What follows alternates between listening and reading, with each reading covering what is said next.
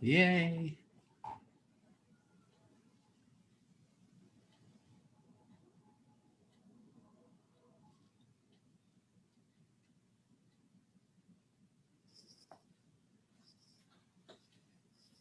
My screen says you are streaming live on Facebook. We are live.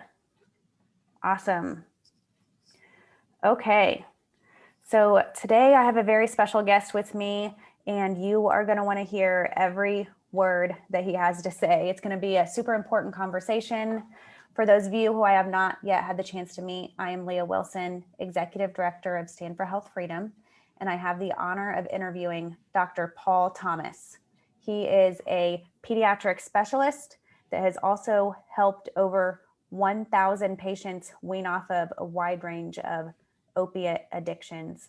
And Dr. Paul is an author and a practitioner and an influencer. He has authored 3 books, at least that I know of, a best-selling book called The Vaccine Friendly Plan. He has also authored The Addiction Spectrum, a compassionate, holistic approach to recovery. And most recently, another co-authorship with Jennifer Margulis, COVID-19 Life-Saving Strategies. So Dr. Paul has over 1 million subscribers on Paul Thomas MD, so you can find him there on YouTube with a massive social media following. So he not only touches the lives of thousands of children in his own state, but he also is very influential in the health of families across the world. So thank you, Dr. Paul, for taking the time to talk to us today about your landmark paper that was just published in November in the International Journal of Environmental Research and Public Health. Thanks for having me on, Leah. I better correct the record. The 2 books that I published with my co-author, Jennifer Margulis, was The Vaccine Friendly Plan and The Addiction Spectrum. The COVID book I threw together rather quickly because I had a friend almost die of COVID, and they get thrown into quarantine, and it was like I couldn't reach him to help him. And I thought there has got to be something you can do. 1, to get better if you get COVID, and 2, to reduce your chances of getting COVID. So I did a deep dive into that whole issue and came out with this book, but it wouldn't meet my co-author's standards. So I just have to chuckle about that. She's a true author. I'm a writer. She's an amazing author. But it's a very informative book. I have to agree. She's pretty amazing, but thank you for setting that record. That's great. Yeah. People need that information right now, and it's not as readily as available as we would hope. So that's awesome. I saw an interesting post today that there had been some constituents in a state send to their senators a care package of all the things needed to beat COVID without a vaccine. So I thought that was interesting. Yeah, no, I have a practice of 10 to 15,000 patients. I'm a pediatrician, so they're kids, and kids are doing better anyway. So I can't take all the credit for how well they're doing, but we have had literally, and I stayed open the entire time, 4 cases of mild COVID in the entire practice. So what? This has been going on for a year, 10 to 15,000 patients, and 4 cases. Not a single one walked through our door. We checked them in the parking lot, or they went to an urgent care. They've all recovered fine. So that's the good news for children. If you are watching this and you have kids, you do not need to be worried about them. They are practically naturally immune due to the thing we call the innate immune system. And kids have a robust innate immune system, and the very old do not, which is, I think, why when faced with this, they call it novel new coronavirus, COVID-19, the SARS virus, our elderly have had a rough time. We know that to be a fact. Yeah. Yes, that's good. Thank you. Yeah. And I hope that our kids know what a gift they are. Everyone's being isolated and told to stay away from people and not to hug grandparents, et cetera. But, just hearing you speak about how safe they are, and we have to believe that they're also safe for others too. Oh, absolutely. So the data we'll get into at some point in our conversation from my practice shows to such a high degree of significance. This is published data in the journal you just mentioned. The relative incidence of office visits and cumulative rates of billed diagnoses. That's a long title, but basically what we did was we took every patient born into my practice for the 10 and a half years of this data set, and we looked at those who are not vaccinated at all, over 500 of them, and those who are vaccinated variably, because in my practice, we follow informed consent. I hope you are seeing a doctor who does the same. Any medical procedure should be preceded by an open and honest discussion of the risks and the benefits, the pros and the cons. And you, as a parent, if you're talking about children or if it's a procedure for yourself, should have the ultimate say on whether you go forward with that procedure or not. I am so sorry. Hold on. I didn't know that was on. Silence that. Life is still turning, right? Yeah, I turned off my cell phone, but I forgot I had a real phone sitting in front of me. Okay, so what we found in this data was absolutely astounding. Those who are unvaccinated just don't get sick. In fact, I'll just throw this up here just for fun. These graphs show all the various conditions. So we looked at all health outcomes, and you'll see the orange line just goes up and up and up and up over time. And the blue line are the unvaccinated kids who have very little of these conditions. And we're talking respiratory infections, ear infections, other infections, eye infections, ADD, ADHD, asthma, eczema, skin conditions, basically anything we looked at. The unvaccinated do amazing well. So to your point that you made, which I love the way you said it, our kids are actually protecting the community. And the unvaccinated, now this is going to be a what did he just say? The unvaccinated are most protective because they get sick less, way less. So they're not spreading things or exactly. And in fact, in my practice, we have so little sickness that my waiting rooms are empty. Well, the well side is packed. I have 2 different waiting rooms, but the sick side hardly ever has anybody walking through there. We've often thought we should just open the 2 together because we never have sick kids, but every once in a while you do, right? And I don't want to expose the well kids to sick kids. So we keep it that way. But if you are a parent and you have children, I'm hearing now it's just like coming like daily now that we're going to start testing this vaccine in kids. We're talking about the COVID vaccine, and it's a tragedy because it's not necessary.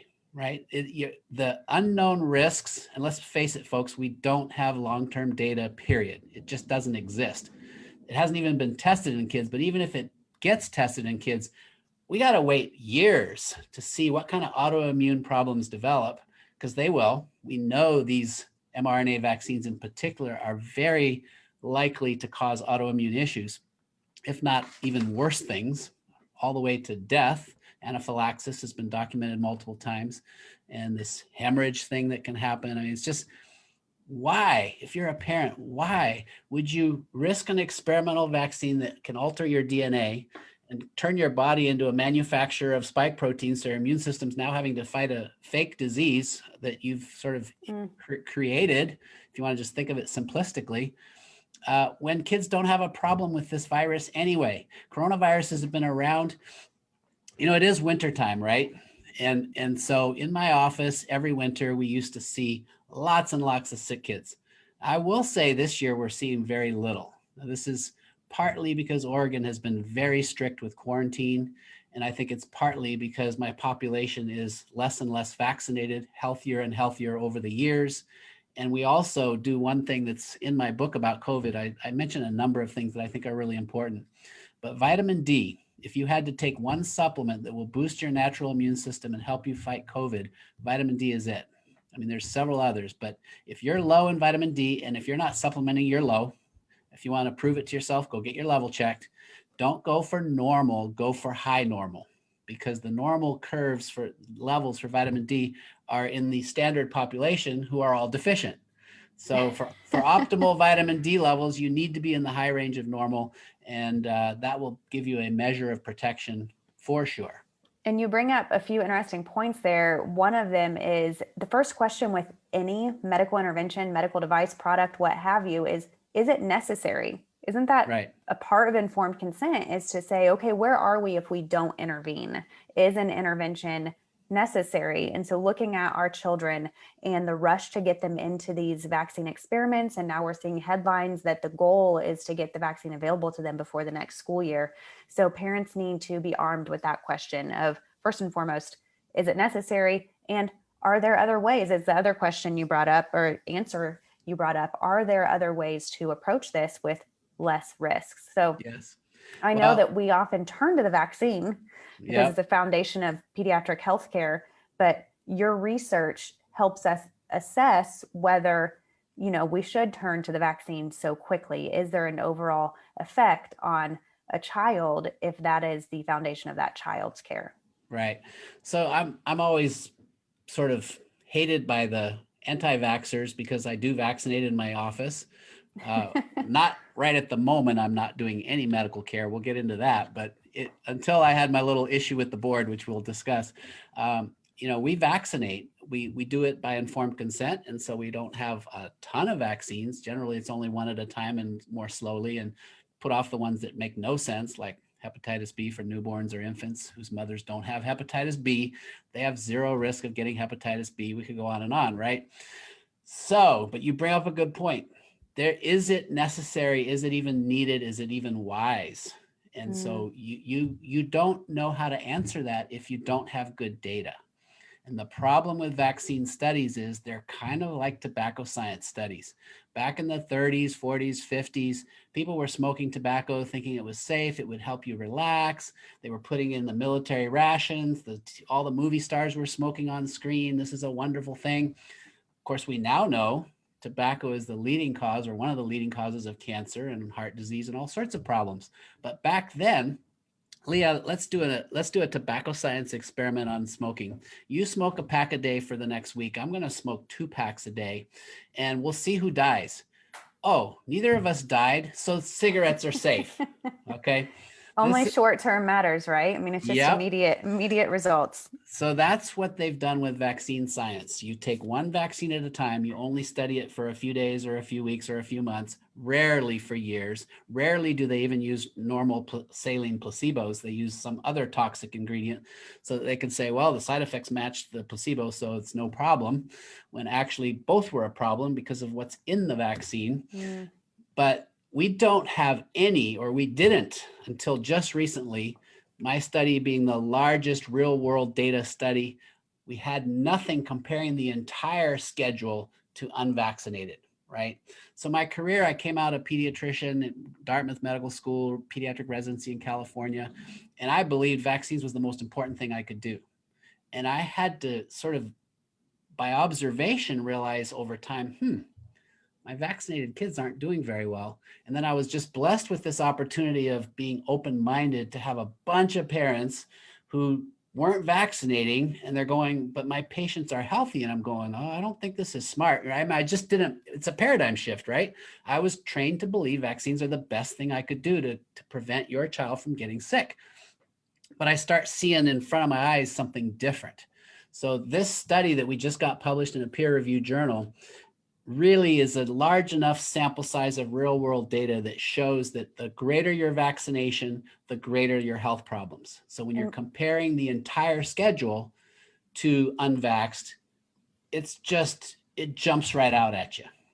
And what inspired you to do the research? I know you say that you had seen a difference in your practice and your own patients, but to harness such a huge project and one that, quite frankly, a lot of people don't want you to do. So what was it that inspired you to do the research?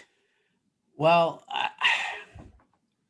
when you are sitting on some information that very few people in the world have access to, okay? So I felt like I was obligated morally and ethically to get this information out to the world. So back in 2015, I was already aware of it, and I tried to get an article published. It was all written up, submitted to a journal that had published a smaller study on vaxxed, unvaxxed, the one that Dr. Mumper published back in about 2015. I thought, okay, well, she got her data published. I'm going to do the same. I couldn't get it through. I just could not get it through. So I wrote the book, The Vaccine Friendly Plan. I thought, well, at least we'll get some good science out to the world. And that book is still doing very well on Amazon, although there have been calls for Amazon to pull it because it's threatening the CDC schedule, because patients on that schedule are doing so well, as my recent article is also showing. But actually, it's kind of funny what caused me to bring this data to life. In January of 2019, so the medical board's been after me for about 3 years. After I wrote my book, The Vaccine Friendly Plan, there was a lag before they kind of got worried, I guess, about me. And then they've just been after me, just like bogus complaint. And I say bogus because like the first one was a supposed patient complaining that at a prenatal visit, I recommended that they not follow the CDC schedule. Well, the CDC schedule for pregnancy is recommending flu shots and Tdaps, neither of which have ever been tested in pregnancy. And so I went back then to the CDC website, and they had about 12 articles listed as showing why you should get those vaccines. And I debunked every one of them. I did a big presentation for Physicians for Informed Consent at their inaugural meeting, and they've since pulled them because even their own science was actually going against their recommendations. But nevertheless, nobody's supposed to question the CDC. So I started getting these board complaints about sort of, they weren't legit, but they're still any complaint to a board, they're obligated by their policies to investigate. So Right. medical boards, they have the power to pull your license, and it's their job to keep the public safe from rogue physicians. And, generally it was like the impaired physicians who are drinking and drugging or sexually molesting their patients. Those are the kind of things that medical boards used to sort of try to save the public from. They have morphed into now a sort of political arm of the government to keep doctors from saying anything they don't want you to say. And it's really come to life in this vaccine arena. So in California, for example, where they removed the philosophical and the religious exemptions, the doctors who wrote medical exemptions all got turned into the board. So it's like they can't even practice ethical medicine without being challenged with losing their license. So anyway, back to my story. January of 2019, I get a board complaint. It says to me, prove that your vaccine-friendly plan is as safe as the CDC schedule. Whoa. And I thought to myself, well, this is really funny because the CDC schedule's never been proven to be as safe as doing nothing. Like there's nothing that's ever looked at the full CDC schedule compared to unvaccinated kids. So first show me, how safe is the CDC schedule? Right? So, but they haven't done it. They don't have the data. They wouldn't be able to show me. So I thought, okay, you guys, you want this data? I'm going to get it for you. So I hired a doctor to come in who was an informatics specialist, actually a pediatrician who's now mostly doing informatics. And he spent a week in my office, deep dive into my data, and created a quality assurance project. And I remember the first day, he's really a nerd kind of science guy. He comes out, he says, first day, he says, Paul, I don't know that you're going to like what I find. I'm kind of skeptical. You seem to think your data is going to show something. We'll see. We'll see what the data shows. End of the first day, he's going, Paul, this is unbelievable. The data just jumps out at you. I said, what are you talking about? I knew, because I see these patients, right? You have a pulse on it. I kind of knew what he was going to find, but it was nice to have, validation from a statistician scientist. He says, your unvaxxed kids just don't get sick. And so that data set was de-identified, and Jack Lyons-Wheeler, my co-author for the published article, helped me go through the de-identified data and just any which way we analyzed it. I mean, it is such a rigorous article in how it was peer reviewed that I don't think they're going to be able to get this one down. They always challenge these articles to get them retracted, and I'm sure they'll try. But what was your initial inquiry? What was the inquiry to start out? Just to look at the full data set and compare health outcomes for the unvaccinated compared to the vaccinated. Okay. So that was it. And we found there was less autism. There was less, almost anything we looked at. But that's just a quality assurance. You can't publish quality assurance. That's just for internal use. I was really asking the question that the board was asking, is it dangerous for my patients who are not vaccinating for me to allow them to not vaccinate, right? As a doctor, if what they're doing is dangerous, I should know that. And so I wanted to know, right? And what I found out was what I thought would be the case, just because I've been watching this. That's the safest thing to do. They're the healthiest kids. And now that right there, mind you, by the way, I'm not giving medical advice, folks. I'm just sharing data. I'm sharing information.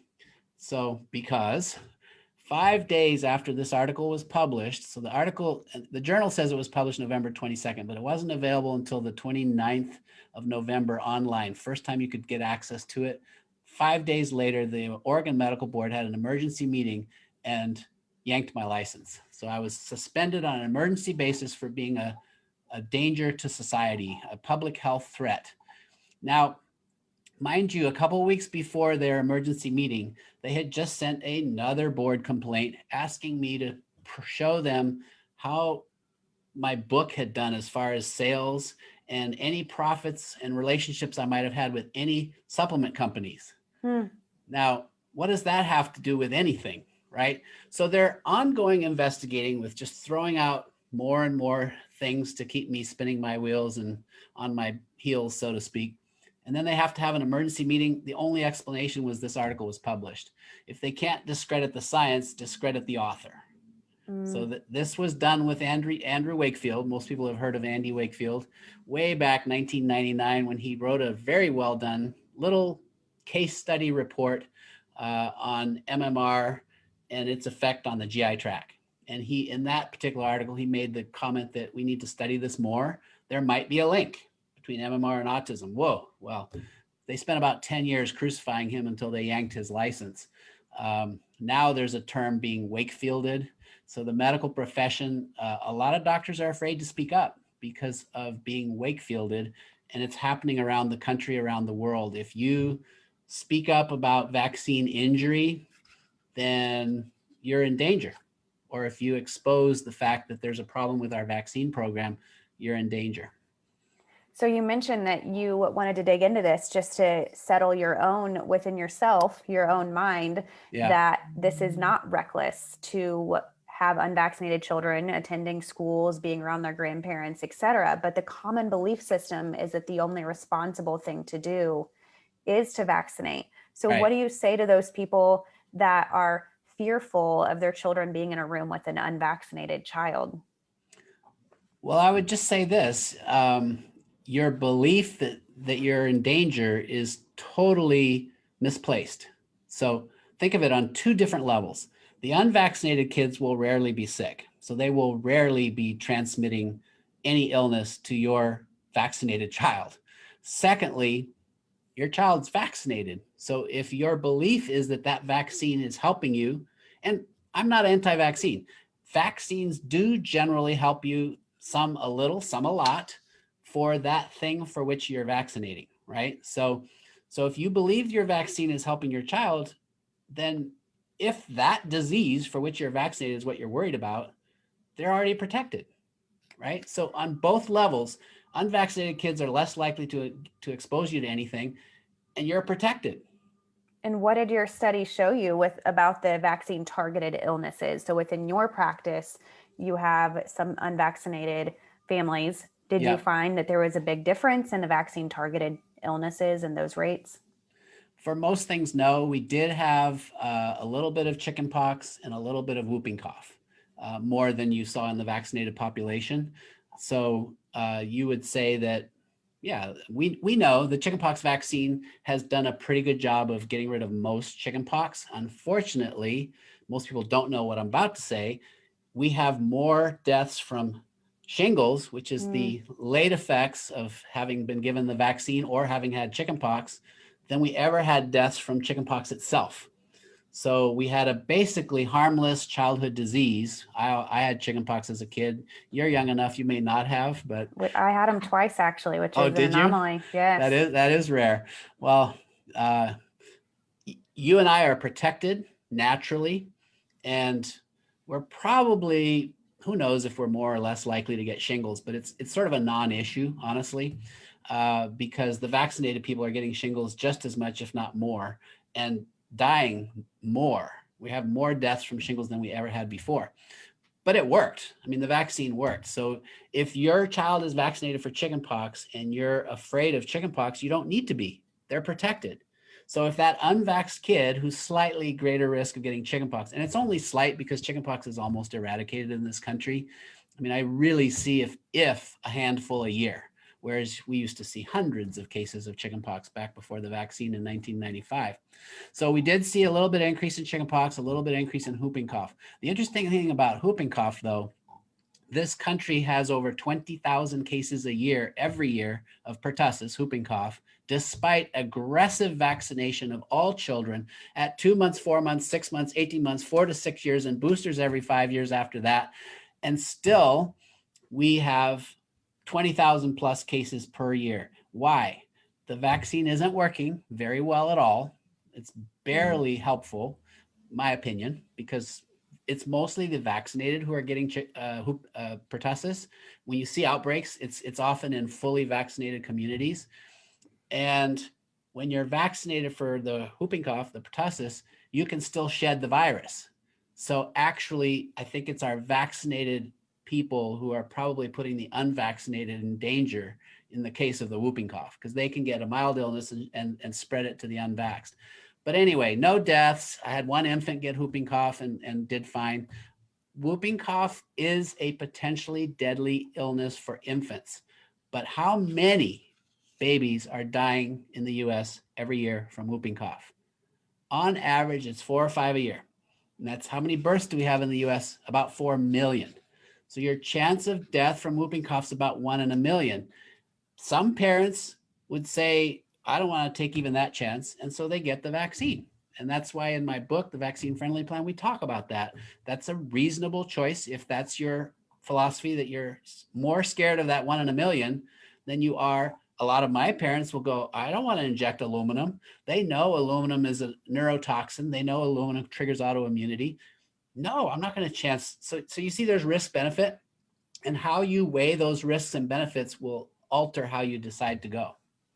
Yes. And that brings it full circle back to your study too, because you're looking at, okay, the potential benefit is staving off an illness that has, 4 deaths a year in the US. Or, on the other side, you look at your study and you see that you might have an increase of office visits. But when you just hear an increase of office visits, I don't know if that fully resonates with what that means for people. Right. So can you explain a little bit, what does it mean to have more office visits for a child and for their family? That's the best question anybody's ever asked. I've been talking about this study since it came out, and you just nailed it. So look, we have this massive increase in asthma. Asthma can be fatal. Now, I haven't had anybody die of asthma in my entire career, but we know a bad asthma attack potentially is fatal. You certainly can end up in the ER. You can end up hospitalized. You end up with multiple office visits, which is why we saw more and more office visits for asthma. The same is true for ADD, ADHD, non-existent in the unvaxxed population. I was actually shocked to see that. I actually don't believe it. I'm sure I've got an ADHD kid who's unvaxxed, but it didn't show up in the data. It's bizarre.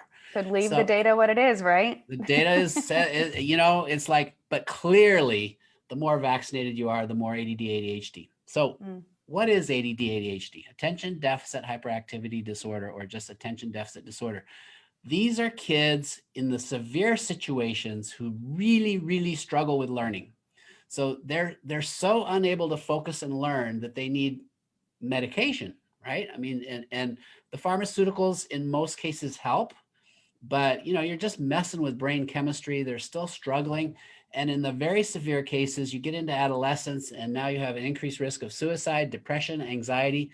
So if you looked at overall mortality and you tracked anxiety, depression, and ADD, ADHD and the increased risk of suicide, I'll bet you, I don't have that data, but I'll bet you it's just common sense that you're going to have not just what we call morbidity. This is all these medical conditions that are causing problems, but you're going to have increased deaths. You're going to have shortened lifespan, because if you really take it back to the beginning, we over-vaccinated, we kind of overstimulated the immune system, shifted it to allergies and autoimmunity, and created all these problems that are showing up in my data.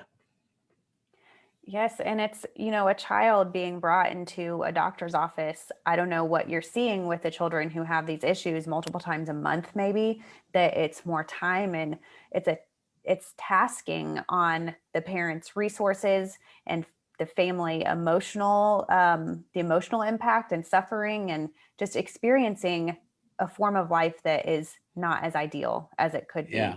Oh yeah. If you want robust health, I mean, parents, like if you're about to have kids or you're thinking about having kids, just think about it. What does it take to be healthy? You need a robust, healthy immune system, right? You don't need pharmacies. You don't need pharmaceutical companies. You don't need public health people. You want good nutrition, avoid toxins, and the data is now in. Probably consider avoiding vaccines. I mean, you just have to weigh the risk and the benefit, but when you have good data, it's not as difficult as you might think. And I'm so thankful that you have given us this gift of good data, of a data set that is that has some scientific significance. And so we're super appreciative of that. And our goal in covering your study today is that everyone listening is given that space to think, to make informed decisions about their own health, with adult vaccines being offered now more and more, especially in the season we're living through, and about your child's health. So I hope that the listeners will incorporate this research into their tool belt when they are making decisions. Yeah, So thank you for getting the message out. It's really important, and I'll be labeled anti-vax, which I'm not. I vaccinated my kids completely. I'm vaccine risk aware, and I think that's the thing. Most people are no longer aware. They've just sort of bought the slogan. It's a marketing slogan, folks. Vaccines are safe and effective. That's just marketing. And yet I hear the public health officials, the radio and TV announcers, and even the doctors, oh, vaccines are safe and effective. Come on. This yes. study just shatters that.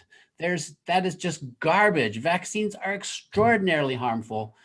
I'm not saying they're not effective. There's a whole range of effectiveness, from pretty ineffective to quite effective. But there's also this massive downside that has been completely swept under the carpet. And we're already seeing that with the COVID-19 vaccines. You're hearing over and over again from employers, even, that this vaccine is safe, that we should all be signing up because it's safe. But you have to step back and question, how are they comfortable saying that with very little known about the short-term effects and nothing known about the long-term effects of this brand new experimental product?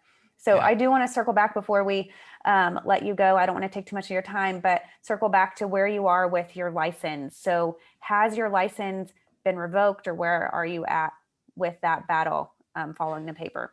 So it's a emergency suspension. So it is temporarily revoked. I cannot see patients. I'm not doing clinical medicine since that happened December 3rd. I have a set of attorneys helping me out. We've got a fundraiser to try to raise funds. This fighting this massive attack on many fronts is not inexpensive. And they took away my source for income, which is partly why I've got to mention to folks about my new show. So you can go and here's something. Leah, you and I were talking right before this. The board, who've been after me for these years, was the one thing sort of emotionally, spiritually, I was having a hard time with. It was like, those bastards, right? And can you say that on TV or radio? Anyway, sorry. Oops. Free speech. You can say whatever you want. I had an experience this weekend. You know how you've always heard that forgiveness is the key, right? Yes. If you want to be free, you have to be willing to forgive, or able to actually forgive. And I had sort of a washing this last weekend. I was reading a book that was somewhat spiritual in nature, and I got it. And I'm free. I am thankful the board took my license. I hope I get it back, but you know what? They set me free. So I can talk openly about anything now. I can share the knowledge and wisdom I'm supposed to be sharing. And I'm doing now my life's purpose, which was always to get to the truth and to help kids. And you know what? The people who are on the other side of this debate, this vaccine debate, a lot of them are trying to help kids too. They just don't have the data. And so look at the data, folks. Get this study, right? International Journal of Environmental Research and Public Health. Jack Lyons Wheeler and Paul Thomas, look us up. Get this data, share it with your doctors, share it with your friends. This is real, solid information. It's important information. I've started a new show called Against the Wind. I was driving home one day and we were listening to the song Against the Wind by Bob Seger. I just love that song, Running Against the Wind. I thought that's going to be the title of my new show. So we're calling it Against the Wind, Doctors and Science Under Fire. Every 2 weeks, we just had our first episode yesterday. Just go to doctorsandscience.com and you can sign up to get this show. The first show is playing now. We've already had 14,000 views and it just went up yesterday. Each week I will feature a little update on myself, what's going on, sort of Dr. Paul from the heart. I really want to be able to share my heart with the world. We'll feature a doctor or a scientist or both who are under fire, right? What censorship is trying to prevent you from getting to the truth. So this first episode talks about my study. I'm interviewing Jack, my co-author. So we go through the study. And but in addition to that, each week we'll also highlight vaccine injury because it's real. I have seen hundreds and hundreds of families come in tears after vaccine injury, and their doctors won't acknowledge that it even happened. And I mean, in the case of a few hundred, it was actually severe autism, and they're being kicked out because they don't want to keep vaccinating after they just witnessed a vaccine injury. It's mind-boggling, the denial. So we sometimes you just have to see it so you can take it from here to your heart. So that's part of what I'm doing now. It's part of what I'm free to do now.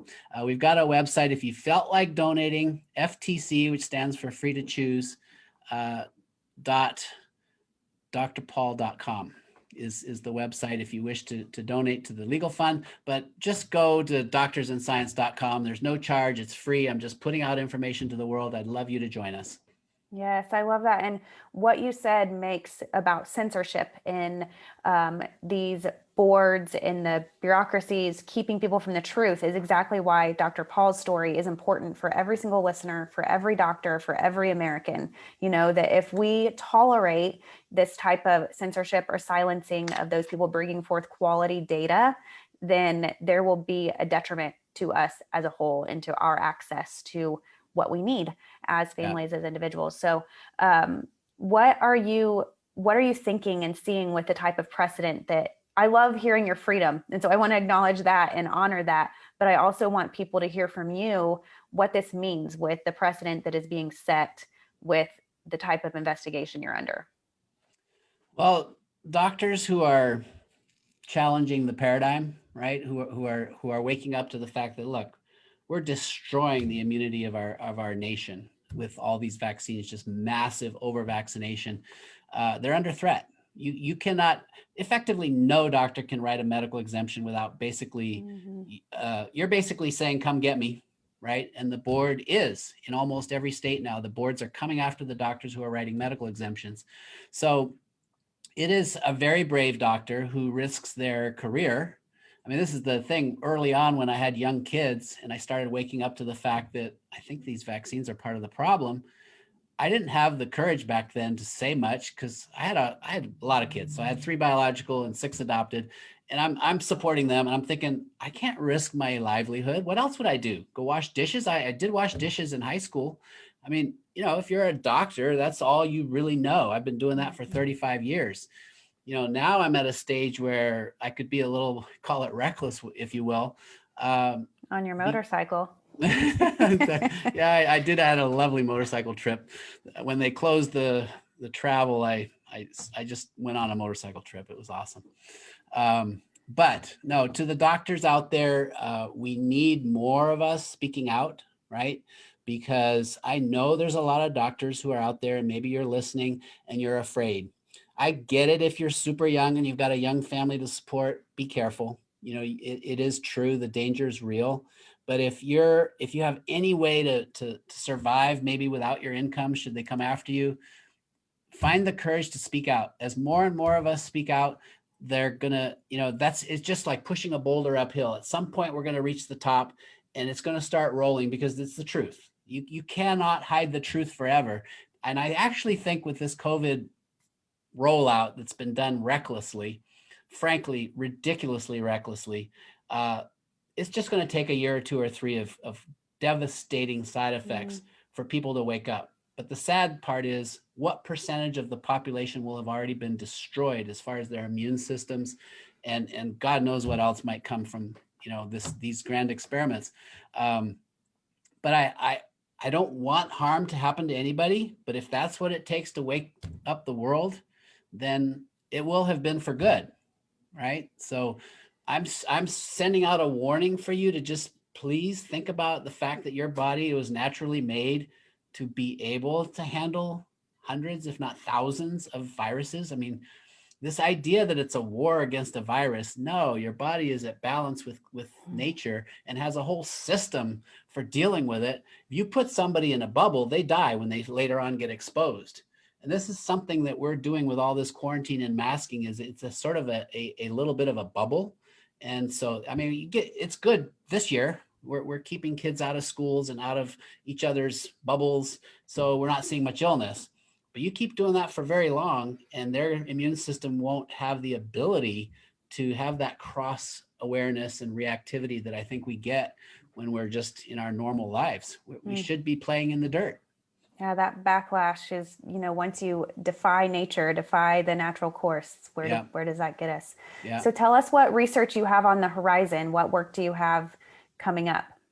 Oh, well, Jack and I hope to look at the full data set because this data set we looked at was just those born into my practice. We wanted to start there. We've just submitted a paper on the financial impact of vaccinating or not from a pediatrician's office. So we're just going through peer review right now.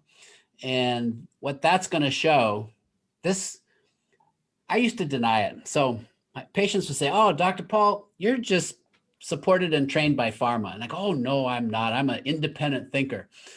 And then the reality is, over the last 10, 15, 20 years, vaccines in a pediatric office are a huge financial source of your income. Mm. And I used to deny it. What they've done is they've taken the admin fee and just jacked it up and up and up. So if you come in with your baby for their 2-month visit and the CDC says to give 6 vaccines, 8 antigens, so all 8 antigens count as a vaccine, and you get paid $40 for the first antigen and $20 for all the rest of the antigen just for thank you for doing the shot. It's called an admin fee. It's over $200 per baby. I get 30 plus babies a month. Um, I've got some percentage that don't vaccinate at all. So you lose all that income, and some who do some. So you lose some of that income. Anyway, I ran the numbers. I thought, let's just do a study and pull the numbers for a month. And on the back of all of my billing sheets, we have a vaccine refusal form. So I'm very meticulous about this because I knew the board was coming. I knew they were coming. I just knew it. So what they're charging me with is that I'm not recommending the CDC schedule. What they should know, they know now, I don't know what they're going to do with it, is every patient who doesn't follow the CDC schedule, unless we forget, which we're not perfect, but we check off what's recommended and they refuse them. So it was an easy study to do. We just pulled the super bills for a month, looked at all the vaccines that were given, all the vaccines that were refused, looked at by insurance company, what the reimbursement rates were for that admin fee. My office lost the equivalent of $1.3 million in 1 year, Wow. just from admin fees. Now my total billing's around 3 million. So if you lose 1 million out of what could have been 4 million, that's 25%. Overhead in pediatrics runs 75 to 80%. Wow. So there's nothing left. That's the profits from vaccines are sustaining pediatric practices. And this is a big, follow the money financial incentive, but pediatricians don't even realize it. The office managers know. They know you cannot. So what's happening in pediatric practices these days? They will kick you out if you don't follow the CDC schedule. They'll tell you it's because they want to protect your child and your unvaccinated child is a threat to the rest of the kids. Yeah, right. There's a huge financial incentive. It's the ethics behind this whole thing. It's horrendous.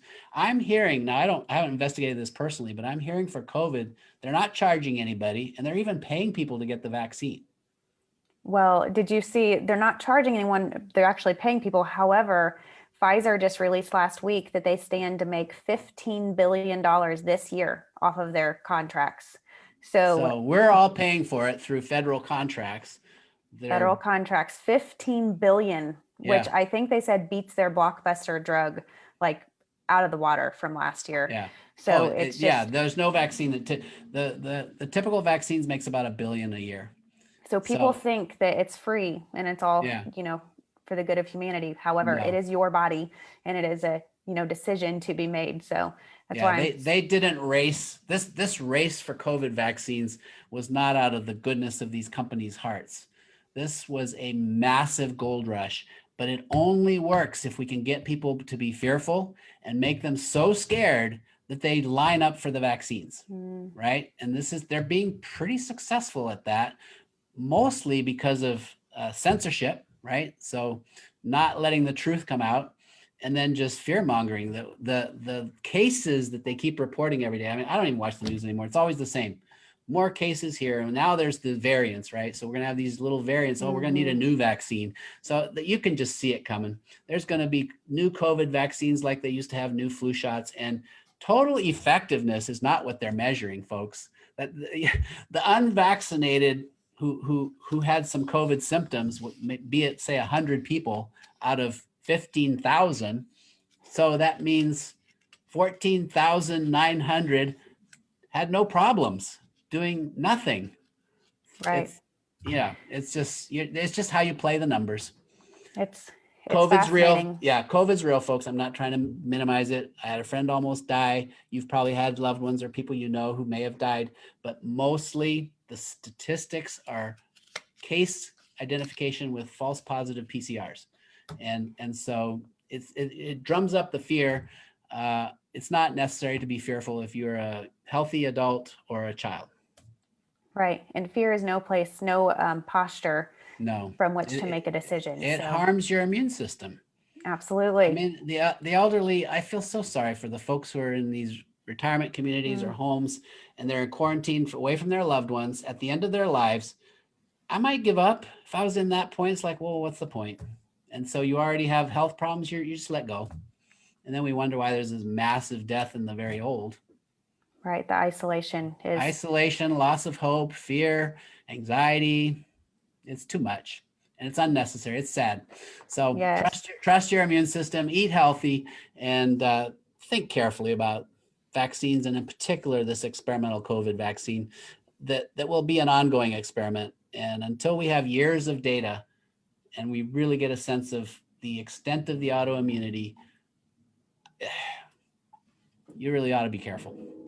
That's good. I appreciate your words. I appreciate the warnings that you issued so graciously. I know that not every doctor is willing to do that on a social platform. So thank you so much for your work and for all that you're doing. Please do go to doctorsandscience.com and follow Dr. Paul's work there. And I will post the links below. Also, ftc.drpaul.com. All of us should be contributing to his battle, because it is setting precedent for our access to truth, for our access to healthcare outside of the one mainstream way that is offered and guided by the CDC. So I misspoke. It's ftc.dpapproved.com. DP approve. Yeah, sorry. DP stands for Dr. Paul, but it's ftc.dpapproved.com. Approved.com. We will get it right in the comments so that people can follow along and support your awesome work. So thank you so much for having me on. I appreciate it. Have a great day. You too. Have a blessed day.